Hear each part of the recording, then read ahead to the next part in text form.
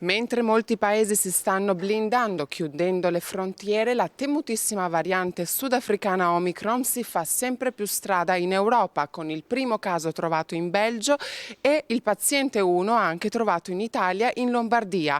Ma anche il Veneto non ne è escluso e pertanto abbiamo chiesto oggi ai bassanesi se sono spaventati da questa variante sudafricana. E non ci spaventa più niente, bisogna essere un po' positivi. Siamo tutti preoccupati per queste cose qua.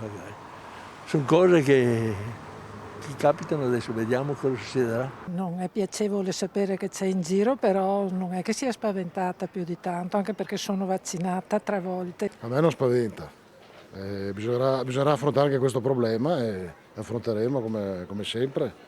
Pensa quindi che potrà intaccare anche il Natale in vista anche delle feste? Secondo me no. Per uno come me che praticamente ha fatto il vaccino, ok, costretto o non costretto e incoscienzioso di quello che poteva andare incontro, ma non è che mi faccia molta paura. Ho sentito talmente tante opinioni diverse che a questo punto attenderemo i virologi che forse ne sanno più di noi cosa ci diranno.